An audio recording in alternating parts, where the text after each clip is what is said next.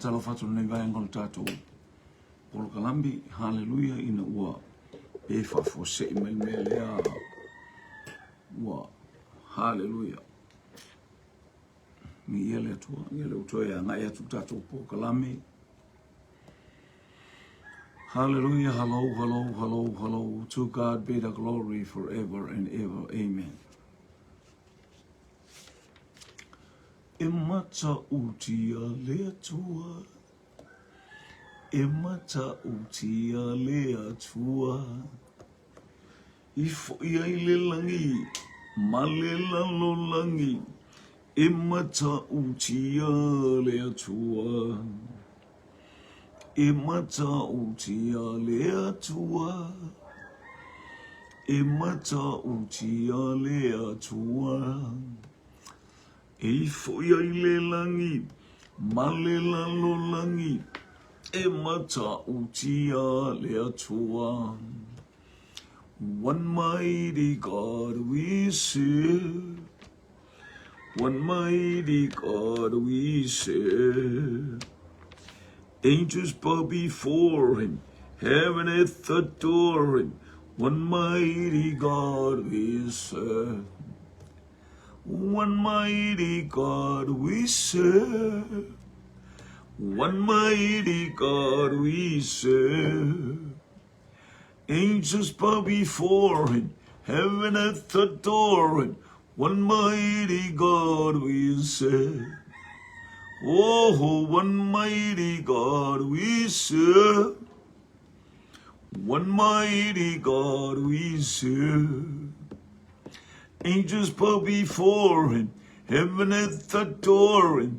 One mighty God we serve. Faftai, vi ia lama o etama, ia whamanuru suafa lo tātou watua ili nei vae ngā o lea o auli. Hallelujah, ia faftai, atu iso tātou ainga le ni tai au whawhelo, ia tu suafa manu malo Yesu Keriso. Lo tātou wali I ma lo tātou whaola whamnuia le atua I le ainga o le whātua tua. Whatalo atu I lau sunga le angelu tau, I le ngata whailea. Hallelujah, o le whatonu o tātou polo kalame, tama punefu, tama le matangi maisa sae, I angale le atu le atua, ma whamanu I atu le atua. Hallelujah, a o anga I mai le a inga o le whātua tua I le neitai au. Praise God, yeah. Hallelujah. E umalava ia ile atua le whaamanuma le whaanetanga ia ile atua lona lava vi inga nei e o ile whaavavau lava. Ia la au tātou to ma praise God. A o tātou ia nei vaenga. Hallelujah. O le maftanga lana whanau. Ai mainu. E mamao le ala whasinga malosi. Hallelujah. Awa. Lau fo lau ile nei vaenga o le awa uli. Ia. Ia il manuia o le atua. Mana ia tau samo nei. Hallelujah. Ia watu atau nuk mai nei altina. Ma le fionga fui maono. Ia tape nanga o lato malanga. Ia le au. Kau pisi mai a kia u watu. Tamal mai tu utu. Sali. Ia la ke iau kamal mai tu utu uali. Tama na matangi mai sa tama potini. Hallelujah. Ai mainu e mamao le ala. Ia angalele iatu le atua. Praise God. Hallelujah. Ia watele ana I futia mnai. Hallelujah. Nai toto wama wai tato nei vai tau. Ia e tato te tau fatuli pe male fia ona. O tu langa pe nei fo il nama yaso. Ia vi ia le li. Praise God. Hallelujah. Ia ia ngala le male pa ia le atua. Praise God. No fatul mato e kalesia ia stangata o fale tonu lona visa poani me ofia mo lona malanga pepa malanga I tutuila. Ia ba be fafsota I mai le auto tupe ma mal faila utusi. Hallelujah. Ale wo mai wale o le faila utusi le ai o ma ia te. Ia lona binga ta umai te le tupe. Tuli mai faila utusi ia le ia le pe wo mai ia te. Ele po utu e botu fale tono to il tato polo kala mi fa maru lu to e melo loto fa ma wala lo le ai ngol fa to. whaamangalo mai fo ile asi se whaiso. Ia le whanau wale atua, mau le fia ma le oli mau fo ia manatu lei, ia e whasoa i pia e le au noa vi ia le li. Ole tātou fesili mua lea nga e mai i le tātou. Si tu ta watu tau ia mana ia le tau paras fo ina ita mai timunga mo matulu fo mo fatulu ia me peni fa bela lunga pe ai to inga me pe ai le tele o manga fato anga pe foringa mai se timwe e fasu suai e mata anto e palasi mai la miti ia hallelujah wati le na bela wala mo walunga suava ia tofu le lalo bela suava ia wal watu suava ia to ma sani out tai to tanga to science falo longo le ia pio le tulanga na lo sunga ia e wo pio o le peng fo ia le io wo mai Oli gale sei dia tu. Ala ia takata sei dia la tu. Io over tele bato tu per bel baby a Wesilia tu lo ilunga mal tu pe fatula na ina le na ta bel baby a ngata il mamalos. Ia na ta o tu lo le ia ina io na io e mai nei mia po sa po se. Alleluia ia ia le tua. Ia la wo atu ma. Martala fia. Praise God. Ia o e pise tulanga na le tau fa mata le tau fa pinga na timu mai ke ko oso malo si merela makaruela ele single leile a alitito ele single le e mal mama le a me ofe ko ele ingoto le leile vai ilalo le palapala o la ema faina ele lana to emiti ai o so mai la okole malosi o so mai lo to emiti o vela a to le vai a fainga ilo manga I mea koko io e pe ua o susunu wai tino na me fa utato wa ai fo ila mo mea to ai o ina I mo me tangata ai te pe mau fa pena pe o vai vela ai koe ia te ai al tino pe pule talo watu ila usunga le haleluya la ta vale ila usunga le fi au ta vale o tomitia onga ia matina avel fare mai ia haleluya o watu la usunga Faftai tunga le awao mo le fasol nei taiao le usunga Maria titia faftai mo le fasol nei taiao e tau motu la titi mai ya e mana ia fe au vi ia le ai malo le tau malo le sauni malo le tapena ia e fo le manuia o le tu le dato ai mainu hallelujah praise God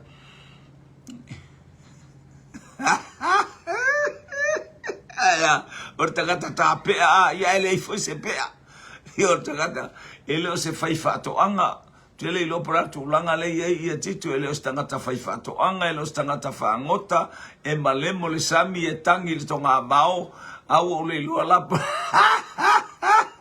la ele le ia le pasi wa e tumu I fa fine o atu el fale mai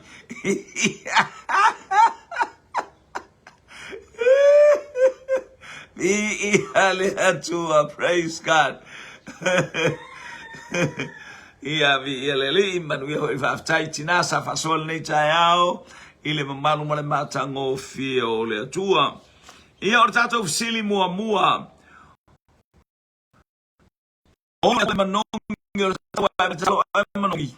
Faile tatalo ia manongi. Ia whaafonga le atua I lau tatalo o atu I ona luma. A toa foio e ala na manongi. Ona o au whaatinonga. O ai le tangata e ana le tatalo lea. Hallelujah.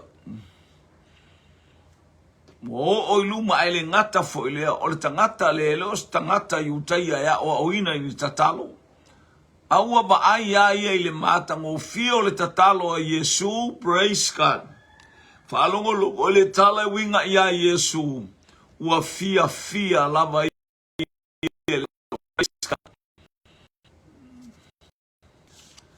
Ya misa watikini talofa tato.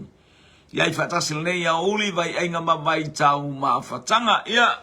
Ya ile anga leo le to o mai iluma o le atua le manongi o au tatalo. o se te whano o le pā. I, ea, ole. Se te whano le pā, oi. Ka alofa i tangata o nei nu uali. O te le iloa ele i o se tatalo o stamo se te whano o se o le ti a kono.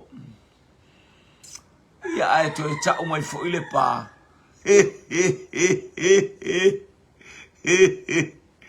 Hallelujah. Talo fai a le pā. Ia. Praise God, praise God. Ia lea wa tala doa mai te tia Maria te tia Cornelio. Maria te tia Cornelio. Hallelujah, hallelujah. Hallelujah. Manuia laula ngā pasese le ne yaso po wa e manolo. Ai afa yo ave lauta vale ia fa auta uta o le soifua maola o to tele olo ilunga o lau au onanga.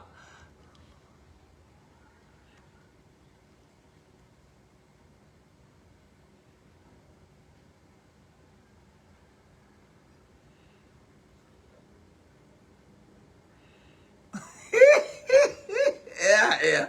Longa winga o Mike mana nai ole batua le ai asfato anga le lo ofuselu au a. Ye sa ofo ila talova to ina le mai maleponi talofa lo to mai maleponi. Hallelujah boloni talofa fa fo mayama vi ele le vaenga ole aso anga mai le ai ngole fa tua tata visili mo na welunga. Hallelujah. Wai tangata na o ile langi. Hallelujah. Iluma ole atua le manongi o ana tatalo. Ai le ngata fo ile o ana ngā luenga fatino. Hallelujah. Ai le o ia se tangata Yutaya. Ele o se Israelu oka esele manaya. Sa ole le tito. Talo fai. Ile angelu tau. Mastama mastoi ino nanai.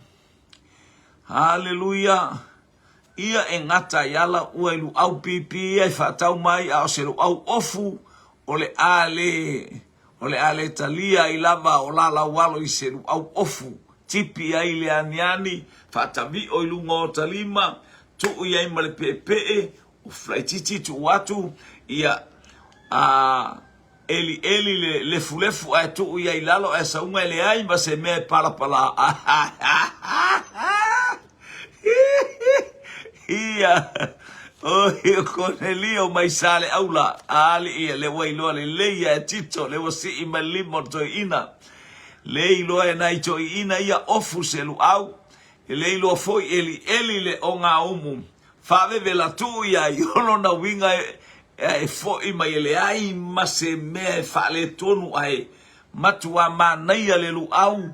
Hallelujah. Luna winga la afa i te watu ofu ni lalu au tu ilalo se le fulefu ia eo o mai ua pala uma. Hallelujah. Iuna fale pui ia la afa inga na.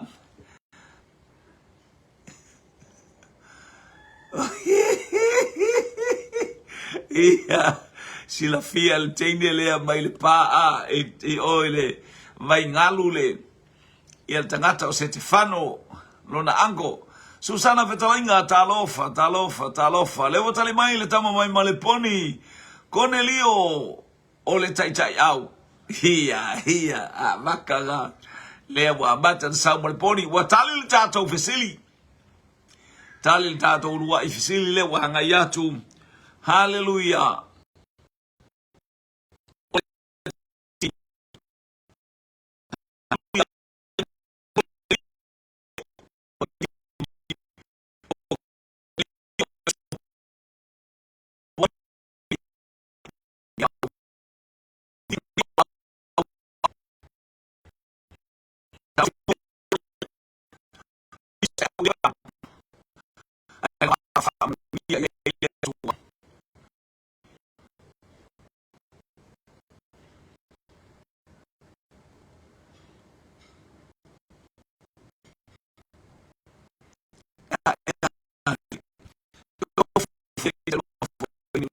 Onga oisia onga salua onga umai a Pesa lua onga o mai matito ile ofunga le au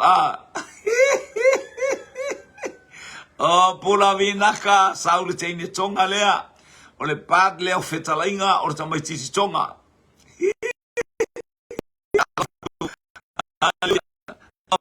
tu samoni ia le li epe tua foi talofa silana aleluia o mai mo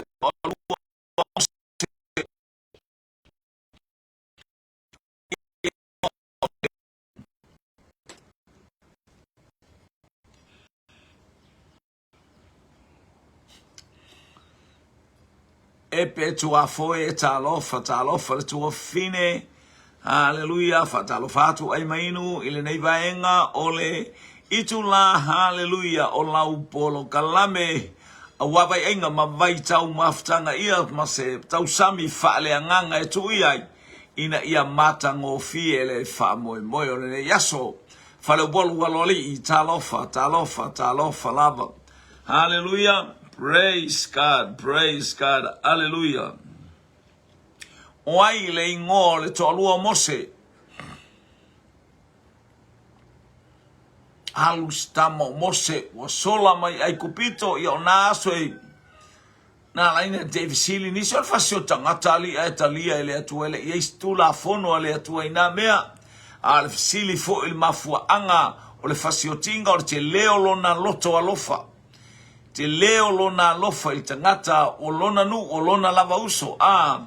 Ai pe wale ngata ina fasawa mai o lato tiu te malato ngaluenga I fai ile nu a le oto e tau mo fai e fasioti a le oto e tau mo fai e faaleanga le Israel fasilo e mose le leile loto o taimi na ele ai se tu la fono fato a maua le tu la fono ina ua mai le nu mai ai kupino ila lato malanga mar fatalo fatu sala Sara la salo Danielu le atio o vi ia le li ia le tamai te sa ia tu sivi to le fo talitimu.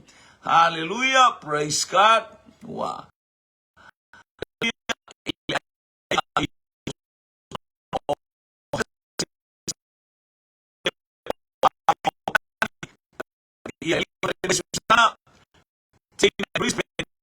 hallelujah.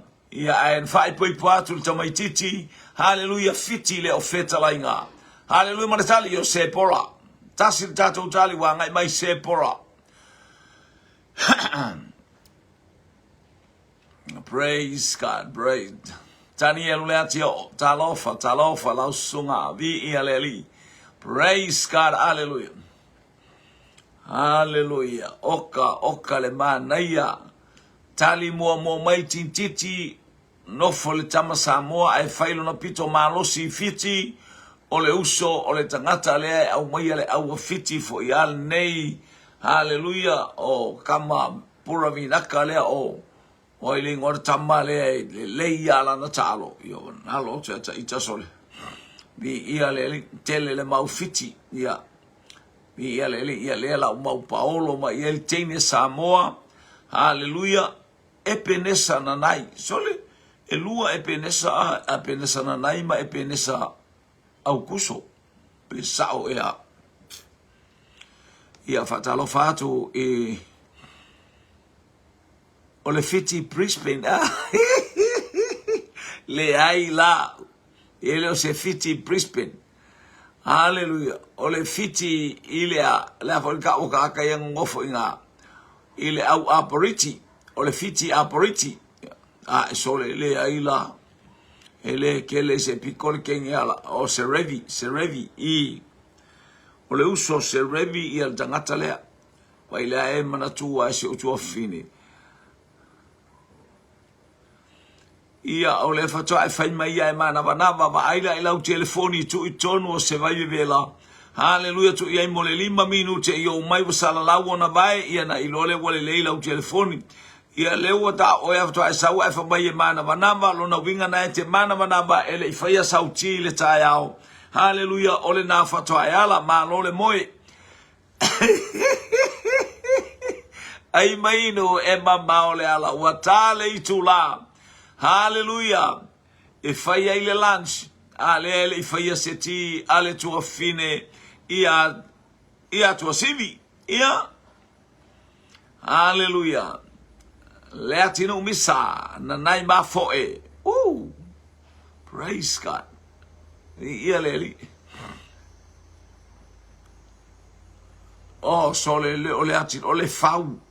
Ole fau ai tu misa na nai ma foe. Sale, kalo fai lo uso. Ole o ka wala ko ne fel manga nga ukali au la ko fel manga lo ka bale kala ba. Mana ia tele. Bi ia leli. Ia lango ke fai mo ngofo ole la ko su e oi. Hallelujah. Ia na wainu fuala austeine e penesa nai talofa lava la tato visili na wanga yatu. Hallelujah. Le to'alua Mose ia wa maua le to'alua Mose o le teine o se bola. Teine o le tintiti mitiana. Hallelujah. Ia esele au le lei o te neiti mitiana. Leanga o te neiti e inu le susu mamoe, inu le susu povi, inu le susu oti. Hallelujah. Au tato e tasi a le susu ngā le golden glasso. Ai mainu wa maua le tato tali o le teine le o se pora mataulia lua to lua Mose. Na lua lule o Mose to e nofo Mose ma le teine mea uli. Tau pa sumalua tu se numera na tawa a matanda tau tulioso ai ia le au vaenga le na ia Mose. Hallelujah. O Miriama ma Arona le na le pela istene. Hallelujah. O Miriama le fiapoto ia wale fiapoto i le taitai. Hallelujah. Talofa la inga le makalila ia talofa kalila ia. Ia le wata mai se pora mai utu lai ia na se pora mai ituai sanapu o le ainga sanapu nana watu nofo i utu lai o se pora. Oh, hoi, tinti mai vau.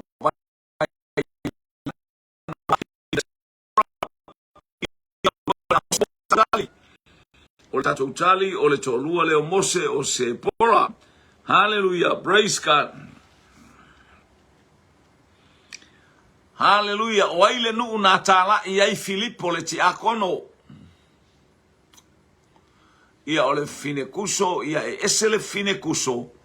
Ese ia se pora o le mitiana au kuso, ia o le au meuli, o tangata uli. E mataulia foi o kuso o le tupunga ale i tātou o langa o le atali o hallelujah e sau tangata e tupunga mai a e sau ai e lanu fatasi a tātou.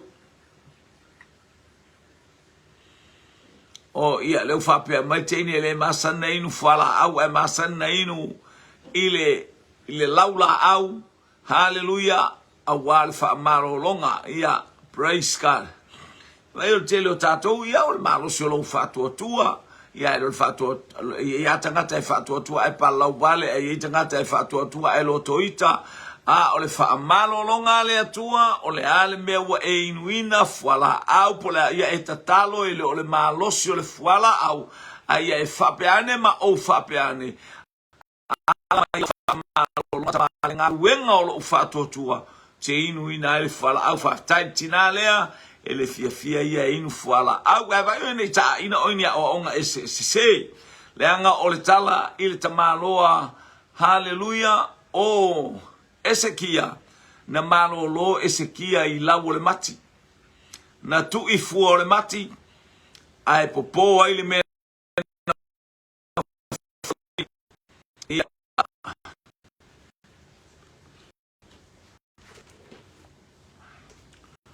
o tātou ele o le mai whaele le tutilato o le po'u o le lafa o le utu o le mai o totonu o se mai matautia o le mai na i tātou wa ai ina ia kiua i le toto le mamoe o Yesu Keriso merita lo au i e lua talofa ia te oe hallelujah ia le faletua o a mai nei vaenga o le ao uli ia manuia lava ia ne yaso ile ainga o le whātua o le start of silly hallelujah le nuu Natalia ai le tala inga Filipo le nuu na talia ai le na tala i ai Filipo ele Italia ai na tala i ai Filipo le ti akono.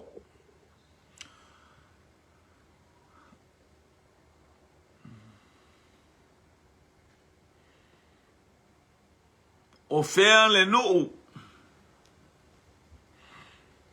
O fea le nuu. Na talia ai le tala i ngā Filipo.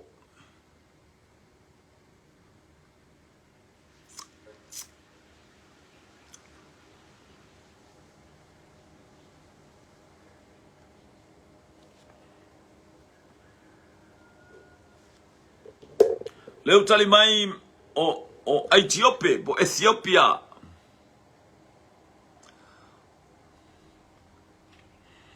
Fea le nuu na talia ai le tala i ngā Filipo. Pe na tala i ai Filipo.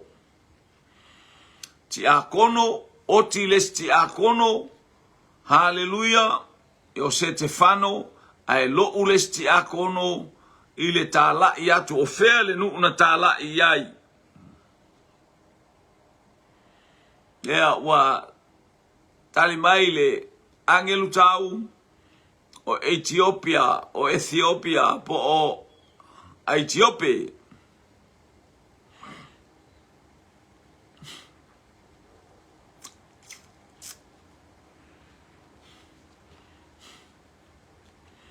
Talo fatonu tofa, talo fatonu tofa, manuia le auli le angai mai.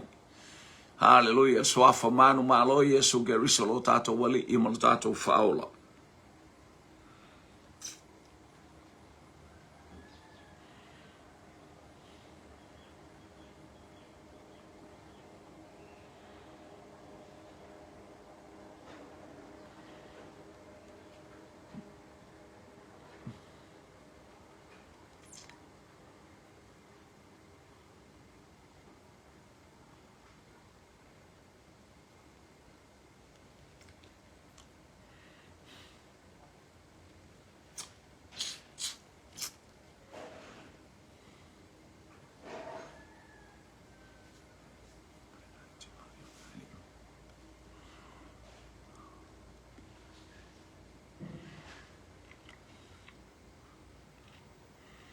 Hallelujah.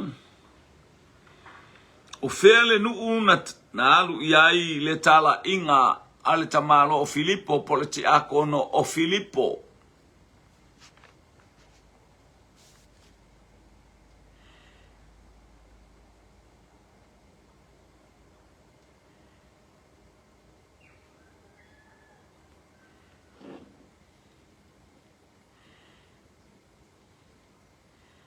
Te basta o lea ko a uma ko ngai ma ko wasa o lono minga la tutuila America Samoa maybe o lea ngai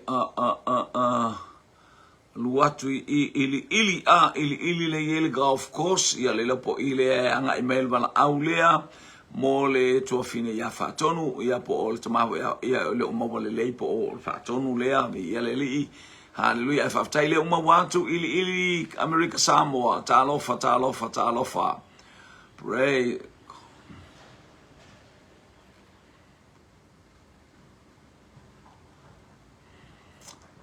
Leo watali mai le angelu tau o Samaria. Ya watali tata ofisili ina wasao. Hallelujah. Ina wasau le tata utali lea. Hallelujah, maile angelu tau faftai to asa o aleo se meas tau ale asiu solea. Hallelujah. Ia ole tali o Samaria. En abeletusia a Ioane e kalesia e fitu i Asia. Ole ale e kalesia lona tolu.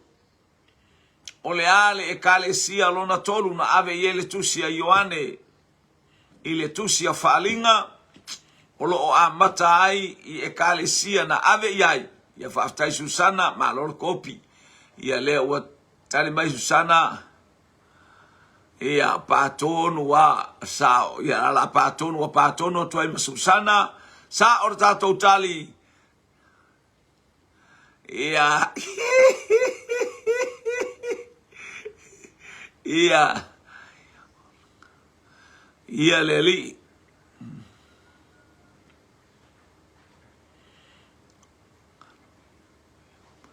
Yoi. O leo te leilo o whea tonu le. Ai ngata tonu e te sau ai tonu. Wa. Ia ai angoka ika wa makua. Se asa ka laku ka ko nguu. Ia leo tali mai. Ia mai. O perakamo mai Brisbane. O le ale tusi lona tolu. Le tusi a whaalinga e amata i tusi na ave e kalesia. E kalesia e fitu a le ale e kalesia lona tolu. E kalesia mua mua. Hallelujah o Efeso. E kalesia e lua. E kalesia e tolu. E kalesia e fa. E kalesia e lima. E kalesia e ono. Male e kalesia i lao te kaia o le kalesia lona fitu. A o le ale e kalesia lona tolu. Leo tali mai i ale angelu tau. O le ekalesia i Perekamo.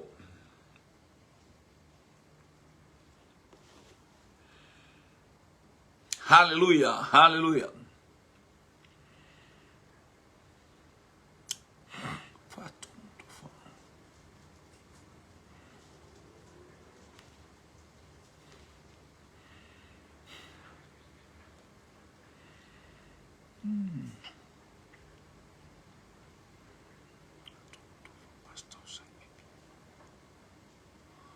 Whaftai tonu vi ia le li, whaftai le whaungaina fo ia le.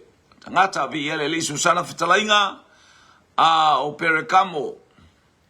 Steine lea mai hallelujah le tu i sifo o New Zealand tua sivi o Perekamo.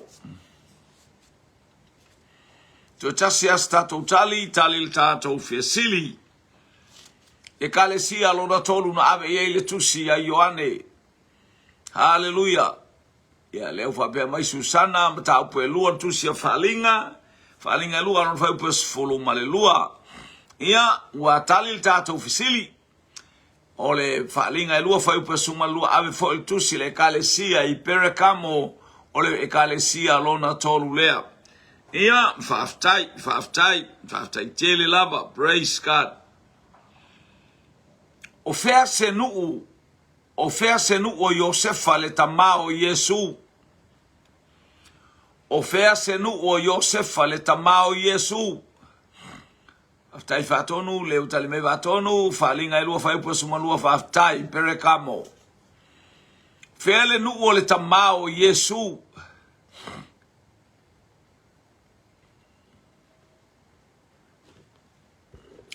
Ai maino.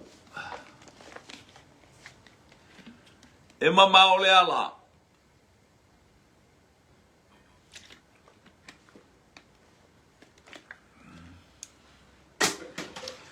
A tavita mau ai o mata talofa. Hallelujah, manuia le anga i mai le nei vaenga o la tātou polo kalame. Ai mainu e mama o le ala, tali mafesili. Praise God.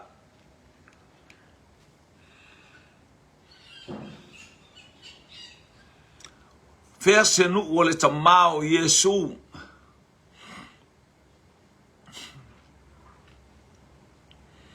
Ai fia i lor tamao Yesu o tamaititi o le tamaititi o Iosefa. Ia lea ua maua mai le tali. Hallelujah. O le tamaititi mai Nasareta i Karilaia tasil tātou tali. Hallelujah. Bualonis sana atonu o pulukamu.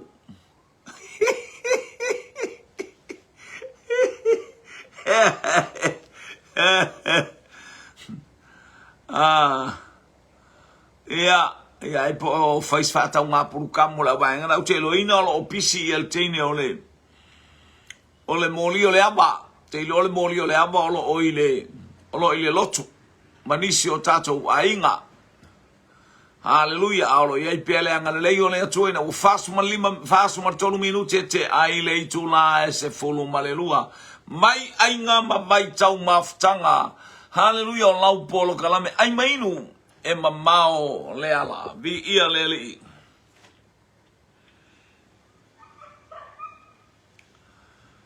E sili sili le atua. E sili sili le atua. E foi ai langi. Malelano langi. E sili sili le atua. Whoa, one mighty God we serve. One mighty God we serve. Angels bow before him, heaven hath adore him. One mighty God we serve. Tau fesala loto talofa. Leo tali mai bua launi o Nasareta. Tolu atato talias. Hallelujah. Peia esau mai Nasareta. Susana feta lainga. Hallelujah. Hallelujah. Praise God. One mighty God we serve. One mighty God we serve. Angels bow before him. Heaven hath adore him. Lesuni scanlan talofa. Heaven hath adore him. One mighty God we serve.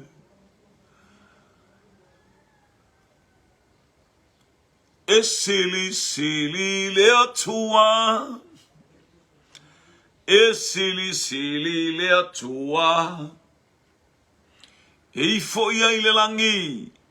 Malelano langi. E sili sili le atua. E sili sili le atua. E sili sili le atua. E foi ai le langi. Malelano langi. E sili sili le atua. Watali tato sili mata ule me fo inga le fasioki. Le o fasioki ya le au skaulanga ia. Ia Yesu male au satu kayo male au farsayo. Langa e pau ale la to fa upunga o le ase me alele ye maua mai Nasareta. Ale tamau Yesu ngalanga o e kusile ingoa I petele ema. O ngale ngu ngā kama. Na o iai Maria mai Yosefa. Orfisili ai se ana o ai Maria mai Yosefa. Le ale mea na tupu ai. Le mea na o inale nu o le tama. O Yesu. Na alu iai Yesu e whanau ai. Whatau nu o ai le whanau o tāmita I petele ema. O le ata o le suli o tāmita. Ia tu sia ingoa uma. Oe. O le teimi o tāmita. O tangata umale tutupu mai a tāwita, le sa ua Iosefa. O le mafua angana o le fasioti le awaenga ia o ia telo lato ili tata. Mano lato so na o. E lato tele malma, o le mea lai fai atu ua fai mai. O Yesu le Nasareta. A e moni o lona tina le Nasareta. A o lona tamale petele ema. Hallelujah. Atu asu e su e leiai. O oe fo I petele ema e farata. E leto pito oe ia yuta. A wai tupu mai ate oe le fai pule. E pule ilona nu o Israelu. Fatalo watu Filipo risati. Hallelujah. Talo fale aingo le tuon fai. Ana mo atu nei vai aingo le aso. Hallelujah. Filipo risati. Hallelujah. Malu faea ai ono. Taputoa, talofa. Ia, mau mai o Iosefa o le petele ema. Mafu angalal mela o I fuai o petele male o koi kiki fangau. Koi kiki a fangau ele o koe la mangi a sekele. E tolu waso le vana alu ele asini alu I petele ema. Ua matua vai lava ia Maria. Ai tatau au na whanau I petele ema leana na fola. O oe fo I petele ema e farata mika mta upue elima fai upuelua. Mika elima fai upuelua. Ele to pito oe ya Israelu. Praise God. Hallelujah. Ia lela wa sautato talivi ia le tua. Hallelujah. Faafia ona faie e seta le tausamaanga ma le tupu maha manu. Fia taimi o ta pena ai e seta le tausamaanga e a tausami ai le tupu ia mana maha manu. Fatalo watu tema ma lo le soifua.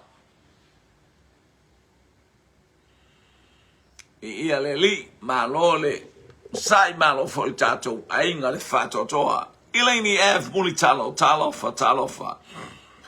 Hallelujah. Praise God.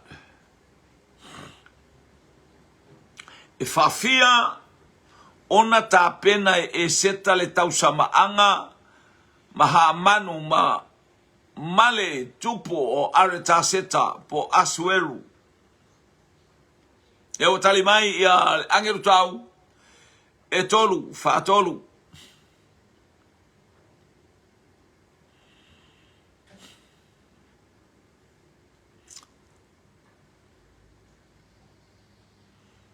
Tali mai ileni mulitalo fa tolu. Talo watu lau sunga na naifia ngainga ma lole soi fua. Susana Fiatalainga Fa'alua Tema Fa'alua Te tasi astatu tali aluane Fa'afia Ona ta pena le masiofo Le fainga ainga Hallelujah Ale tupu Maha manulana au auna Kele kolio wena sa fa savalu ta lofa lava. Nai fetala inga e fatolu ia le watali le tato fisili sa olelei e faalua. Ele fatolu. Mua na fisili ele tupu tau mailo mana e fa mai vai toia o tai au ta watu. Toia o tai au te sauni ai le fainga aia oe.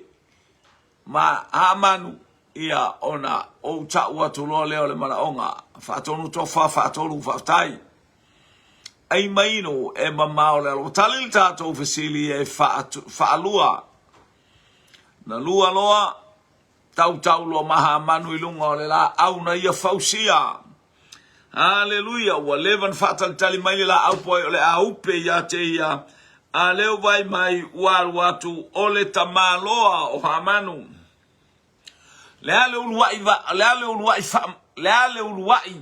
fa masinonga nai loa ai le poto o le tamaloa o Solomona. Fa'aftai Mike, fa'aftai lavar tau fa'ase fa'alua o leale le uluai fa masinonga nai loa ai ele tupu.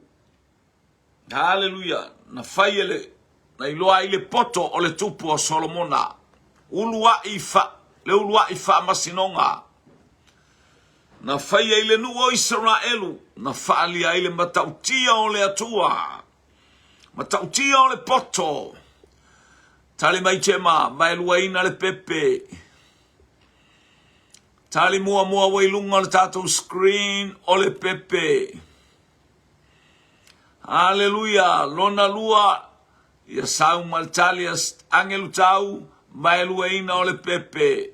Tolu, hallelujah, tali mai yato sivi pepe lua. Nanai.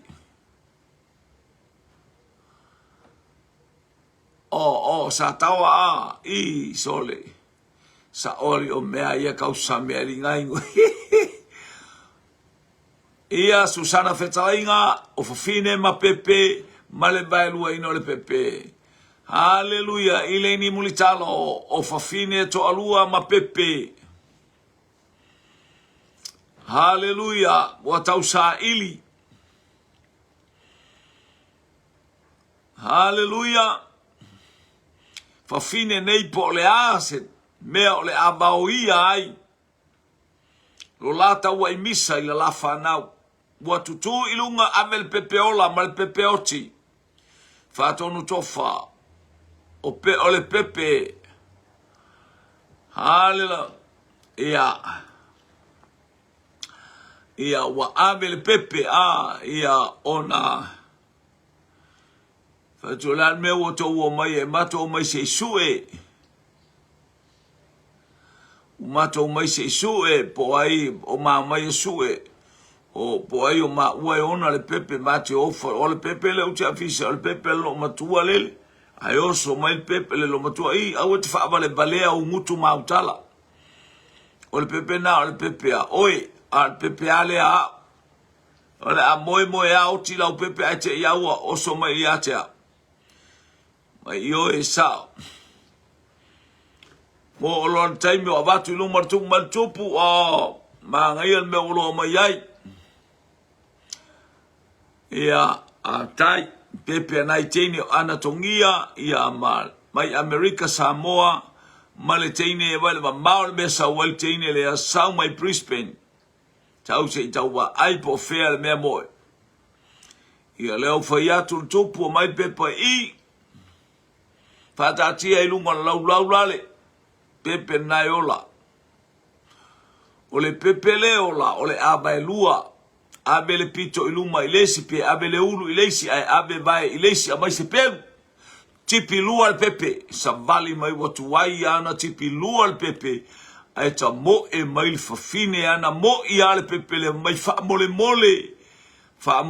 upo le alofa upo le fa maoni upo le ola haleluya na fana wai le pepe le fa mole avatu le pepe mo aia ai awale fasiotia avatu le ola ia te ia ai awale fasiotia haleluya fa mole la wafionga le tupu avatu le ola fa mole vatu ia te ai awale fasiotia wai lo el tupu le tangata o le atua mo ngai oi mai le nganga o le atua ile mea moni ma le mea silisili taofi pepe naiola abel fine le na ia taofia le fasioti le pepe ala e vala au ma ale ka mona mai ka o na kipi loa tofu ta umal pito loa ailea mo le fine le aisi alofa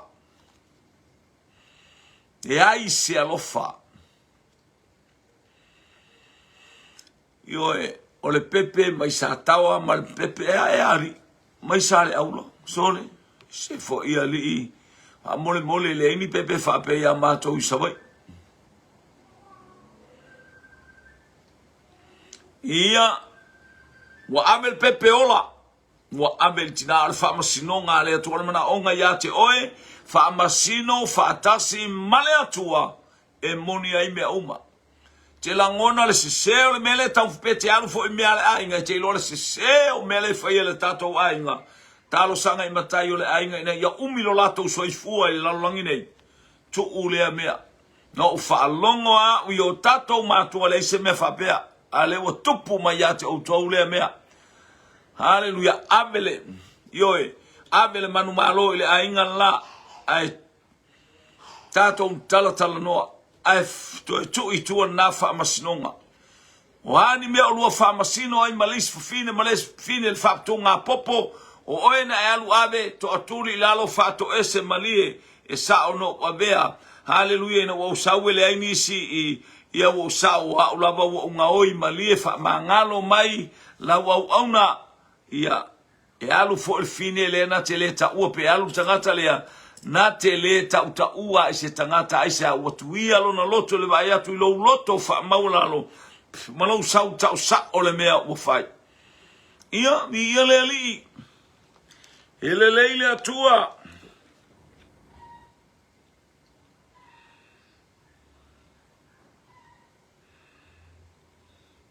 Fesa no foai Simona Peteru ortato to efsili lea ina uatuli iai haleluya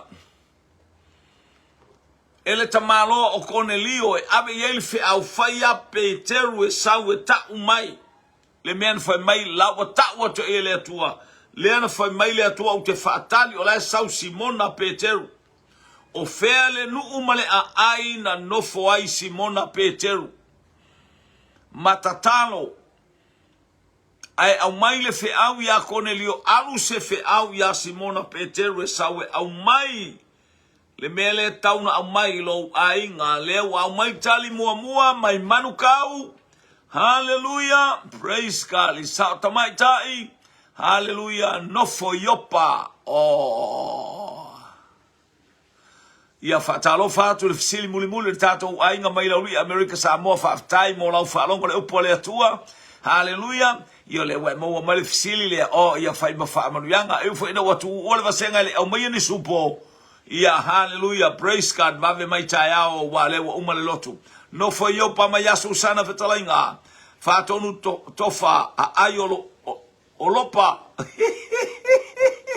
Ia aisaka olopa. Hello, ayo ili. Hallelujah. Praise God. I know for the golf course. Jema. Ngaluenga mta upes for fa lima yopa. Anatongia. Hallelujah. Ia le sa fa taya to fo isa ilo alet fa fia ngai mal to nai. Hallelujah. O te lo fo o le sa fa upu ilunga to nai. Ia sa fa fo isina fa tonunga le kalesia. Hallelujah, malo le mai tau malo fo tau fi. Ia fai manuia sounding on afi. Praise God.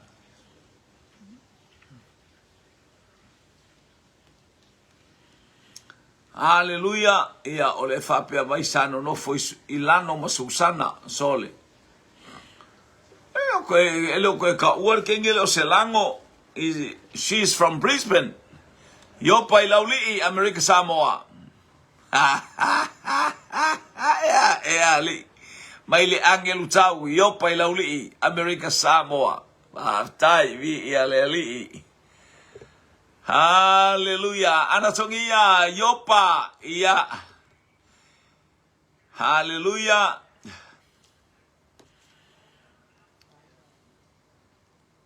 Praise God. Faftai molo fa angal nei uli manuia fo ilo sauni atu po oile la fa malosi po oile la fa sa moli mauna nei ia fa manuia le atua. Hallelujah, le fa auta moli vi ia le ali. Praise God. Ia watali le tato fesili. Hallelujah. Ia ngale le atua fa manuia le atua le aingo le fa tua. Hallelujah, au tato oia ile nei vaenga.